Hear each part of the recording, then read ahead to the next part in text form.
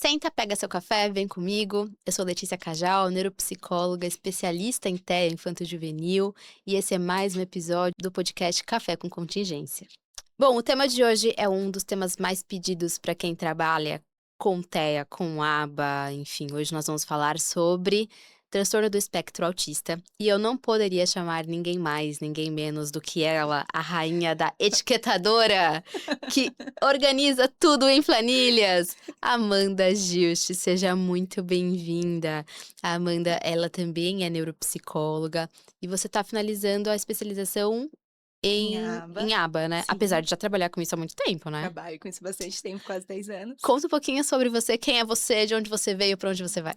Eu sou Amanda, sou psicóloga especialista em neuropsicologia, infanto-juvenil. Estou finalizando a minha pós em aba, mas trabalho com isso há bastante tempo. Já trabalhei em vários locais, foi assim, inclusive, que nós nos conhecemos, Sim! né? Acabo trabalhando principalmente com público mais juvenil, mais próximo de juvenil, e já trabalhei muito tempo com níveis maiores de suporte. Esse é um pouquinho da minha história, e um pouquinho da minha paixão, é o que eu amo fazer, trabalhar com desenvolvimento Eu não infanto-juvenil. tenho dúvida. Eu tive a oportunidade de trabalhar com a Amanda e é muito lindo vê-la Hum, atender, vê-la estar junto das famílias, das crianças. Então, é uma honra para mim receber você aqui para a gente falar um pouquinho sobre o diagnóstico de TEA como um todo. É recíproco. Muito obrigada, eu tô muito honrada. Maravilha, vamos lá. Bom, para a gente começar, Amanda, fala um pouquinho pra gente o que é o autismo. Autismo é uma condição do neurodesenvolvimento, né, neurodesenvolvimental, que é importante, então ela faz parte de uma dificuldade, déficits persistentes na comunicação, na interação social e com padrões restritos e repetitivos de comportamento, né. É importante que esses déficits apareçam em várias áreas da vida desse indivíduo e não num local específico, em um único momento, né. Eh, e temos falado cada dia mais sobre, né, o transtorno do espectro do autismo, por mais que ainda existam muitos mitos e muitas dúvidas, né.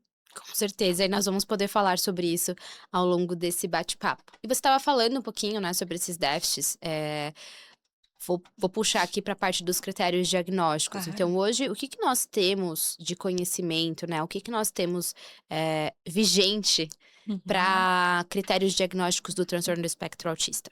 Tá.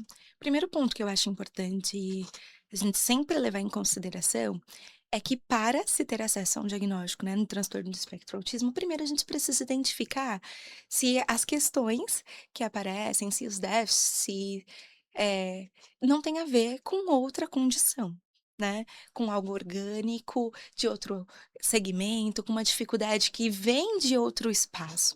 Então o primeiro ponto é o que é melhor explicado por outra condição que não pelo transtorno do espectro do autismo, mas os critérios diagnósticos são déficits persistentes da comunicação, sendo essa comunicação a percepção da comunicação da linguagem que não é verbal, mas também a linguagem verbal, né, Tá.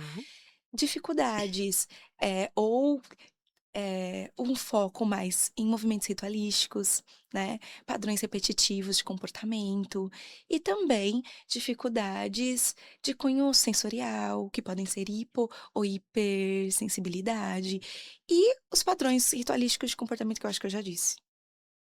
Continua falando, a gente quer te ouvir. Enfim, é importante, e é claro, a gente provavelmente vai conversar sobre isso depois.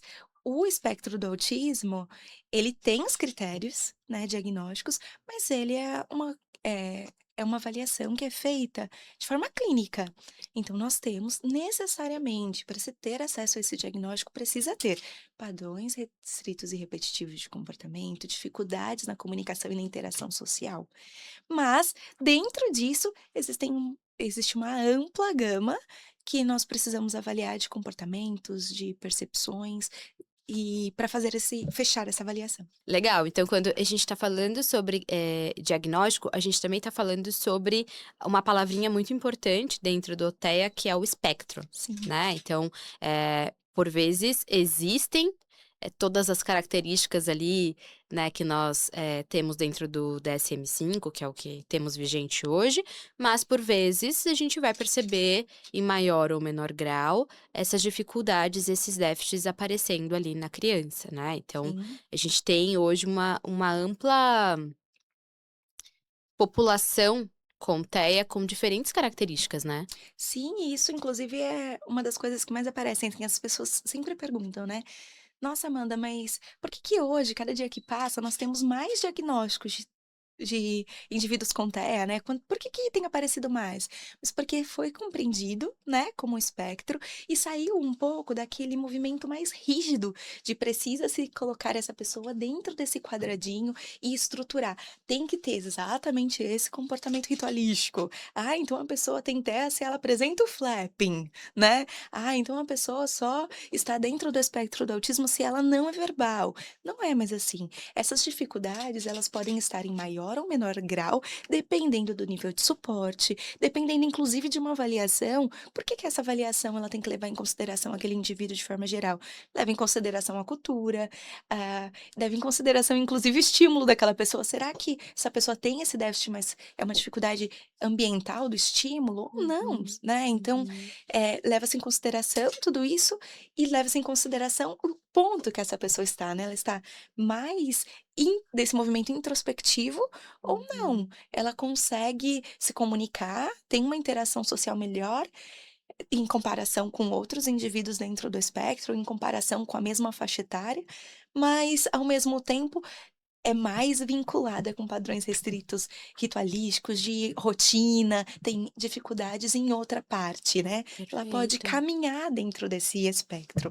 Mas, a gente tem falado muito sobre a psicoeducação, sobre falarmos mais sobre o espectro autista, para poder fazer esse processo de conscientização, né, para que mais pessoas conheçam ali as características, consigam compreender, para que a gente espera, né, para que possamos todos conviver, né, compreendendo as diferenças, né, de comportamento, enfim. Hoje, dentro da sua prática, como que essa família que ainda não tem o diagnóstico, qual é o caminho, o processo, o Aham. trajeto que essa família que ainda não tem diagnóstico faz? Então, quem costuma perceber os primeiros sinais? Quem que costuma, te procurar? Como que isso Tá. acontece? Existem alguns caminhos, assim, de percepção para trazer um pouco essa dúvida inicial, né. A gente precisa entender qual é a dúvida que tem dentro dessa família. "Ah, eu tenho percebido dificuldades dentro do desenvolvimento do meu filho em determinado aspecto". Primeiro a gente vai precisar entender se aquilo é ou não esperado para a faixa etária, às vezes aparece muito dúvidas consistentes ou dificuldades que a família tem dentro do desenvolvimento do filho, mas era esperado para a faixa etária, só que eu costumo dizer que quando você tem um filho ele não vem com manual, então é difícil entender, será que isso é esperado, será que não é? Então acaba que a maioria dos encaminhamentos que chegam, eles vêm por um encaminhamento por parte da escola. Porque a Ok. escola tem uma visão mais ampla daquilo que é esperado para cada faixa etária e consegue fazer inclusive essa mediação com pares, né. "Nossa, esse desenvolvimento está muito aquém do que é esperado para aquela faixa etária, porque eu estou conseguindo comparar em Tenho tempo várias real". crianças ali, né, e Exato. tem uma criança que me chama a atenção por estar com uma curva diferente no processo de Exato. aprendizagem ou no comportamento. Então, eu acho que o ambiente escolar é um ambiente muito rico, Sim. né, e que precisamos aí ter pessoas que conheçam, que estejam treinadas, que estejam capacitadas para esse processo, para Exato. esse olhar inicial, né. E dentro desse processo, assim, principalmente quando, vamos pegar, assim, professores experientes ou uma escola que fez esse processo de capacitação, eles acabam fazendo encaminhamento, dizendo para a família: "Existe aqui algo, uma dúvida que nós precisamos buscar uma resposta para ela", né. E daí a família geralmente ou procura um processo de avaliação neuropsicológica ou vai direto para o médico e o médico pede, né, inclusive essa avaliação Uhum. para tirar essas dúvidas, porque é um diagnóstico clínico. Mas quanto mais informações sobre esse desenvolvimento nós tivermos e compreendermos quais são as potencialidades, o que que aquela pessoa tem de facilidade, o que que aquele indivíduo tem de dificuldade mesmo consistente, que a gente consegue, quantificar, né, daí fica muito mais fácil esse processo diagnóstico e o que se vem depois dele, né. Perfeito. E aí essa era a minha pergunta, o que vem depois dele? Então, a família recebeu vamos criar um cenário aqui, sei que tem muitos caminhos, Aham. mas a família recebeu ali, né, uma dúvida da escola, né, recebeu esse encaminhamento por parte da escola, ou para procurar um psicólogo, ou para procurar um médico, como que a gente recebe essa criança dentro do consultório? Então, uma criança que ainda não tem diagnóstico, que ainda está nesse processo inicial de compreendermos as demandas, qual é o nosso papel e a nossa abordagem? Como nós podemos auxiliar nesse processo? Tá? Você diz dentro do processo de avaliação neuropsicológica ou não, para o processo já de intervenção.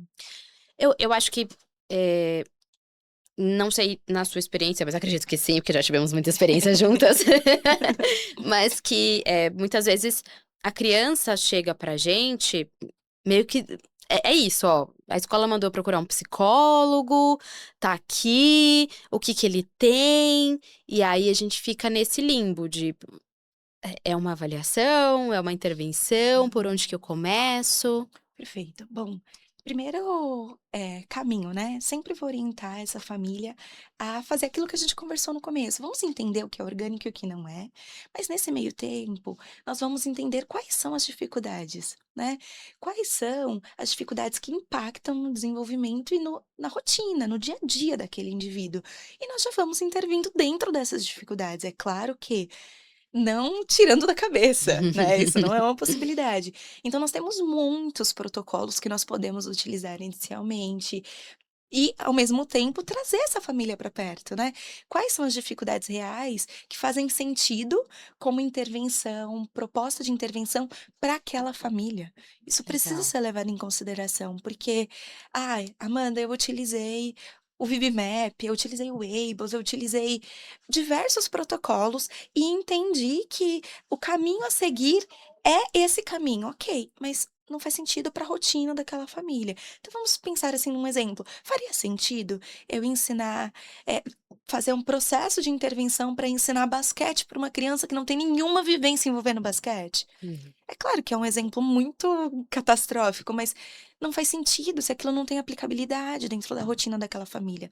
Porque vai ser muito difícil de generar habilidade e talvez você esteja focando e utilizando um tempo de neuroplasticidade daquele indivíduo que nós podíamos estar intervindo em algo que faça muito sentido para E aquela família, E né. recursos financeiros também, né. Exato. Então, ao mesmo tempo que a gente tem essa janela de desenvolvimento no processo de aprendizagem e neuroplasticidade, a gente também tem uma família por detrás desse processo que está investindo ali, né, um valor significativo nesse processo de acompanhamento de intervenção. E recurso emocional, recurso de tempo, né. Então quais são as expectativas reais dessa família, o que de fato Sim. vai acolher a rotina deles. Uhum. Então, nossa, será que um principal foco é trabalhar, por exemplo, junto com uma terapeuta ocupacional para auxiliar dentro de um processo de habilidades de autocuidado?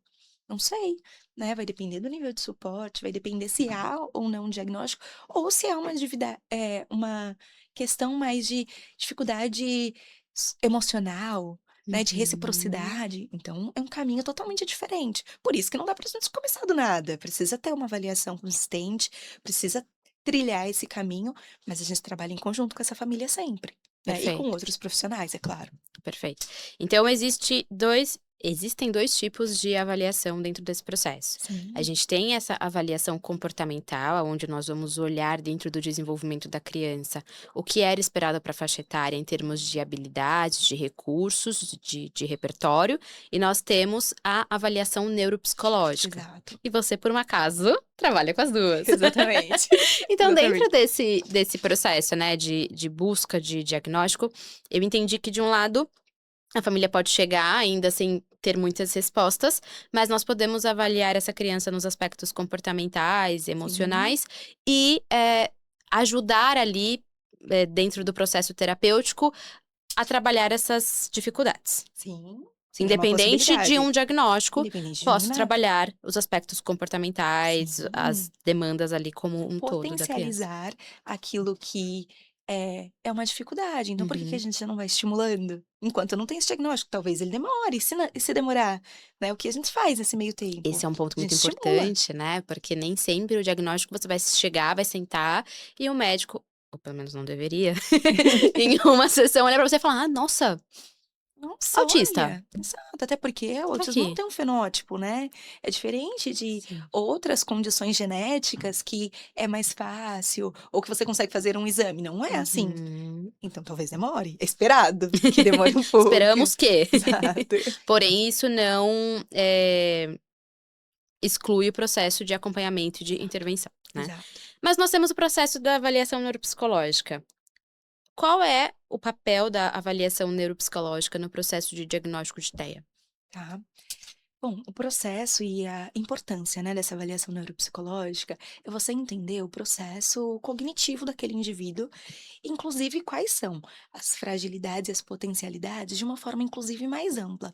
E também com essa percepção familiar, né? Hoje, a maioria dos recursos utilizados dentro da avaliação neuropsicológica para eh, o diagnóstico de TEA também tem esse processo de coadjuvante à família. Então, são escalas, né, do neurodesenvolvimento, escalas para perceber dentro desses demais espaços e você consegue juntar todas essas informações. Então, Uhum, consegue inclusive mandar essas informações para a escola, né, uhum. entender em todos os espaços onde essa pessoa se coloca e também quais são as funções executivas que talvez estejam em déficit. Né? Ah, será que dentro desse processo de desenvolvimento, a maior dificuldade hoje nós estamos avaliando dentro do processo de memória? Não, não é no processo de memória, é uma parte mais socioemocional. E é claro que, levando em consideração o transtorno do espectro do autismo, nós não temos hoje uma avaliação. Então, ai, Amanda, se eu aplicar um teste de eh, que vai avaliar o conhecimento e a cognição daquela pessoa. Se eu aplicar esse teste, vai sair lá TEA? Não é assim, né? Nós vamos Ok. utilizar vários recursos e dentro desses muitos recursos fazer um diagnóstico diferencial, que Uhum. ajuda o médico, inclusive, a fechar esse processo diagnóstico, né? Então ele caminha junto com o médico, mas também respondendo perguntas que dentro de uma avaliação só médica ele talvez não consiga. Bem Uhum. provável que não consiga. E dentro desses recursos cognitivos eu consigo avaliar, inclusive o que você trouxe no começo, né, então, descartando outras possibilidades Sim. de diagnóstico, né, então estamos falando de, avaliações que envolvem os aspectos, né, do funcionamento executivo, do funcionamento socioemocional, também da parte cognitiva em si, né, que as Uhum. pessoas vão falar do teste de QI, né. Sim. Até porque se nós formos olhar, né, aí vamos olhar o DSM-5, se nós formos olhar muitas condições ou dificuldades do neurodesenvolvimento têm critérios que se assemelham, né, Uhum, que se confundem inclusive. Então é uhum. necessário fazer um diagnóstico diferencial, identificar e retirar outras possibilidades diagnósticas para que se tenha uma construção de um diagnóstico fidedigno, correto e pautado no que nós temos de mais atualizado da ciência, né. Legal. Então o TEA não pode, para que seja diagnosticado TEA, ele não pode ser melhor explicado por nenhuma outra condição. Não pode ser. É isso. É claro que posso ter o diagnóstico de TEA e ter uma comorbidade, mas se é uma comorbidade, significa que o diagnóstico principal, que é aquilo que melhor explica, é o transtorno do espectro autismo, e o restante, as condições que estão juntas, né, que estão concomitantes, elas vêm como secundárias. Então sim, não Uhum. é melhor explicado por nenhuma outra condição. Perfeito. Então, após esse processo de avaliação, a gente tem, como saber ou como entender o nível de suporte que essa criança precisa? Sim, e isso é muito importante, na verdade, né, é importante para o processo de intervenção depois, é importante, porque nós vamos precisar entender qual é o nível de apoio que aquele indivíduo precisa, né. É claro que, indivíduos com comportamentos distintos, porque estamos falando de um espectro, né, podem estar no mesmo nível de suporte. Então nós podemos identificar 2 indivíduos com nível 3 de suporte, um não verbal, um verbal, com muitas presenças de ecolalia e com um padrão restrito e repetitivo de comportamento mais persistente. Podemos, mas quanto maior o nível de suporte que aquela pessoa precisa para a execução do desenvolvimento dela, das habilidades básicas, da comunicação, da interação social, maior o nível de suporte também nesse processo diagnóstico. Quanto menor esse nível de necessidade de apoio, externo de mediação, também menor o nível de suporte. E é claro que essa pessoa e é algo que é muito importante, né, a gente falar, essa pessoa pode transitar dentro desses níveis de suporte.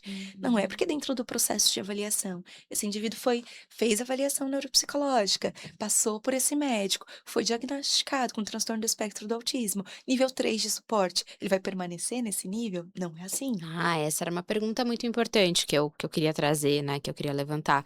Se a criança consegue transitar entre esses níveis. Sim, porque tem muito a ver com o suporte que ela recebe do meio. E se a gente pensar no desenvolvimento humano, de forma geral, nós precisamos de suportes diferentes também no decorrer da vida, né. E por quê? Porque se a gente pensar no nível da adolescência, no período da adolescência, é um nível com mais, eh, estímulo orgânico, com maior dificuldade de interação com o meio. É um momento do desenvolvimento onde a gente percebe essa pessoa saindo de um espaço, de infantil e tentando transitar para um espaço mais de adulto, que gera muitas dificuldades emocionais, ambientais. Então, talvez, uma pessoa com transtorno do espectro autista, nesse momento tenha mais dificuldade, precisa de maior mediação, em outro momento menos. Então sim, ela pode transitar a partir do momento que preciso de mais apoio naquele momento da minha vida, preciso de menos apoio. Maravilha. Tem uma pergunta importante Ok. agora. Você com toda essa experiência, com toda essa bagagem, você tá na área há quanto tempo? Nossa, acho que mais de 10 anos. Mais de 10 anos. Mais de 10 anos, com algumas, eh, foco maior em nível maior de suporte e transições entre os espaços, mas mais de 10 anos. Sim, tá. E você tem a sua formação em neuropsicóloga, né, num lugar muito bacana, diga-se de passagem. Mas por que agora buscar essa formação em aba? Tá? Essa necessidade de aprimoramento, ela é constante dentro da área, né. E é claro que, durante muito tempo, os cursos, esse aprimoramento que você vai buscando mais de extensão, ele vai Uhum. sendo suficiente. Ah, se eu sou uma aplicadora, né, Uhum. essa extensão ela vai suprindo, a supervisão vai suprindo, parte desse desenvolvimento, mas quanto maior a sua responsabilidade dentro do espaço e quanto mais você quer entender esse desenvolvimento, maior o nível de busca por aprimoramento, né. Então foi se tornando cada vez mais necessário e cada vez mais importante. É claro que, se fôssemos pensar em questões de oportunidade e de tempo também, que a gente acaba querendo, né, "Ai, quero entender o desenvolvimento, quero entender fazer avaliação Eu neuropsicológica, quero fazer eu quero tudo, entender tanta ao coisa. mesmo tempo, né, quero segurar todos os pratinhos". Mas assim, Exatamente. acho que acredito que, tem pessoas que começam por essa pós, por essa extensão, por esse aprimoramento inicialmente, né. Eu É. fiz um caminho diferente, Uhum. mas por essa busca mesmo, essa necessidade de cada vez me aprimorar mais. Muito legal. E hoje dentro da sua atuação, né, o que que você qual é o papel da análise do comportamento aplicada dentro do processo de desenvolvimento desses indivíduos com TEA? Bom, é muito importante, né. Primeiro porque nós estamos falando de uma ciência que consegue estruturar esse processo, né, de intervenção, trazendo inclusive parâmetros para você comprovar a eficácia dela posteriormente, né. Isso é muito relevante, porque durante muito tempo, quando as pessoas falavam sobre a psicologia, né, ficava-se muito vago, assim, como eu consigo entender. Muito subjetivo, Exato. né? Nossa, como eu consigo entender qual foi a real evolução dentro desse processo de intervenção? E quando a gente fala sobre a ciência aba, a gente consegue ver nitidamente, porque nós temos estrutura para fazer esse processo de intervenção com base em uma avaliação inicial, então eu tenho de onde partir, né? Eu tenho estrutura para ir quantificando dentro desse processo e eu consigo saber onde eu quero chegar, se eu estou chegando, se eu preciso. Nossa, mas espera, talvez esteja muito difícil esse Uhum. processo de aprendizagem dessa maneira. Talvez eu precise o quê? Estruturar mais, quebrar mais esse ensino e fazer de uma forma um pouco mais, direcionada ou não, eu consigo fazer de uma forma mais fluida, consigo fazer de outra forma. Como eu sei disso? quantificando, analisando isso, né. E não nossa, não tem como responder melhor do que o ABA para isso, né. Maravilha. E fora que é o que temos hoje, né, de padrão ouro, de Exato. de intervenção, é o que temos hoje, comprovado cientificamente, Uhum. né, que auxilia no processo do desenvolvimento de crianças com Exato. TEA, né, que faz com que, essas crianças possam ter maior autonomia, possam ter um processo de aprendizado ali mais estruturado e responder melhor a tudo isso. Inclusive, saíram recentemente alguns artigos falando sobre a eficácia, né, o que já temos muitos, mas, contestando a eficácia de outras abordagens, né, dizendo: "Não, hoje é padrão ouro e talvez seja uma das poucas, né, abordagens para alguns níveis de suporte primordialmente, que tem mais eficácia", né, contestando talvez outras abordagens que não têm esse cunho tão científico, tão comprovado. Maravilha. E eu tenho uma dúvida muito importante que é, quando você iniciou nesse processo, né, como aplicadora aba, como supervisora aba, passando ali por todos os processos, né, de formação e aprimoramento, como foi para você a chegada do conhecimento da neuropsicologia nesse processo? Então, como que você conseguiu unir essas 2 áreas no Ah, seu processo de intervenção? O que você percebeu de diferente no seu processo de intervenção? eu acho que essa é uma ótima pergunta. Isso, foi um divisor de águas.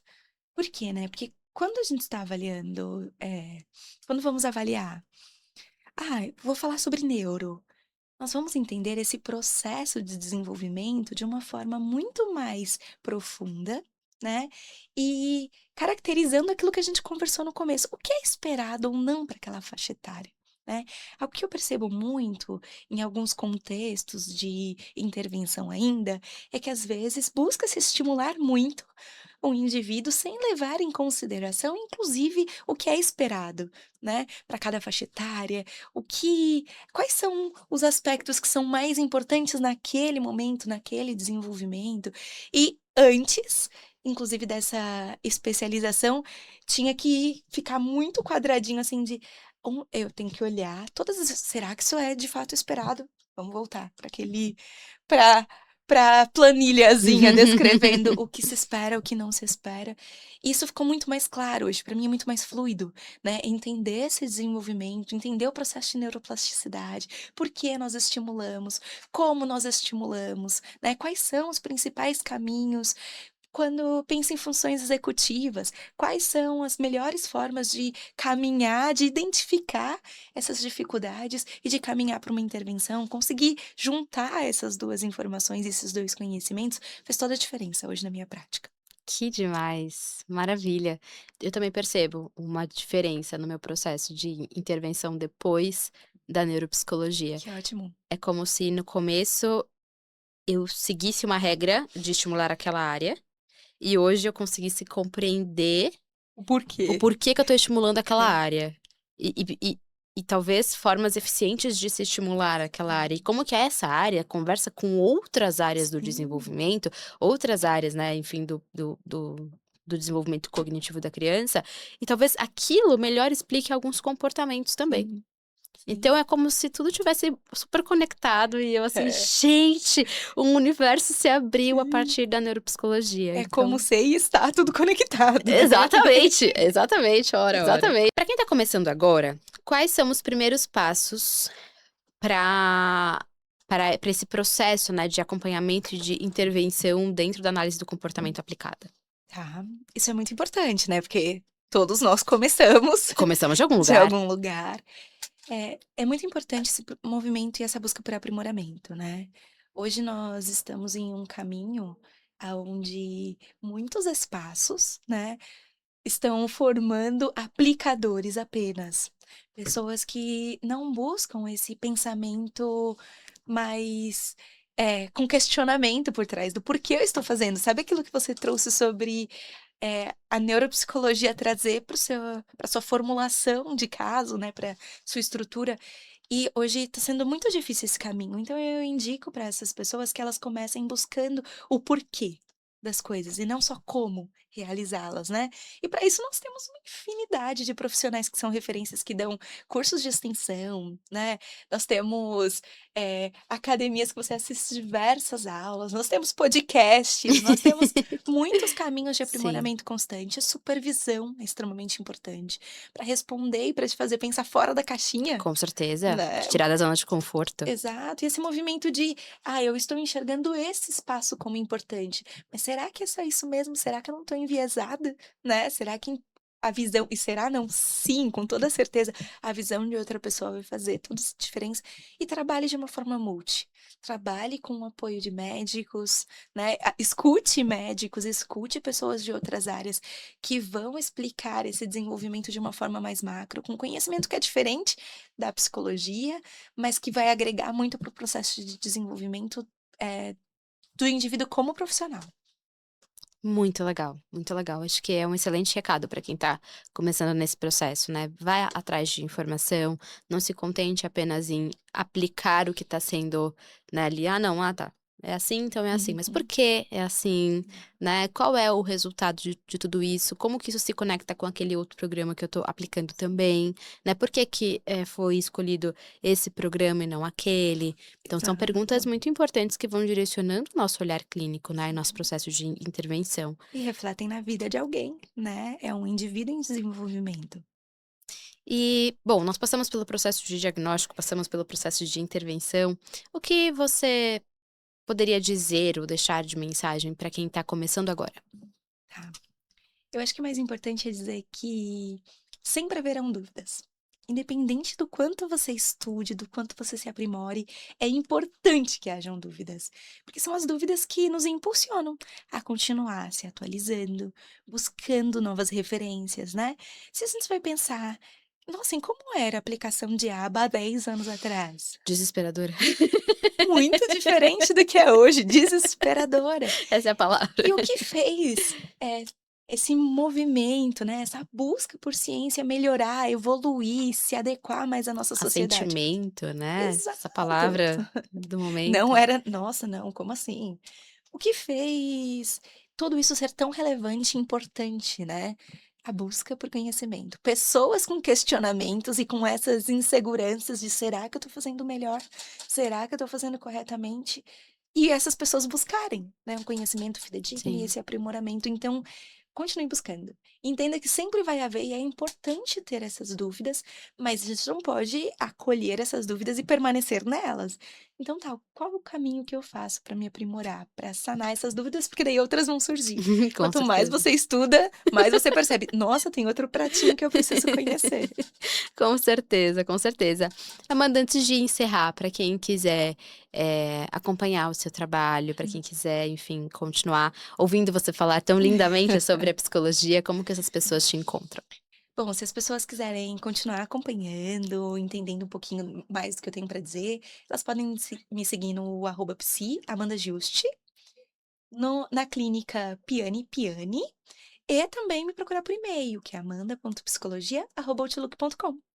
Maravilhosa. Mandy, muito, muito, muito obrigada por estar aqui. Muito obrigada por falar sobre TEA, que é um tema que inicialmente nos uniu, É né, verdade, é mas que verdade. hoje outras áreas da vida também nos unem. Então, eu sou muito grata de ter compartilhado, tantos casos, tantos momentos junto com Tantos você, momentos. né. Com certeza aprendi muito, muito da minha formação também veio junto com você dentro desse processo da análise do comportamento aplicada. Então, muito obrigada por dividir um pouquinho com a gente de tudo que você faz, de tudo que você estuda, de tudo que você, enfim, maravilhosa. Muito obrigada, muito obrigada. É muito bom estar aqui. É bom conversar com você em todos os espaços, né.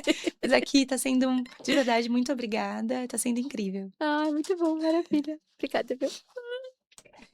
Bom, a próxima xícara já está no fogo e eu espero você no próximo episódio de Café com Contingências. Tchau.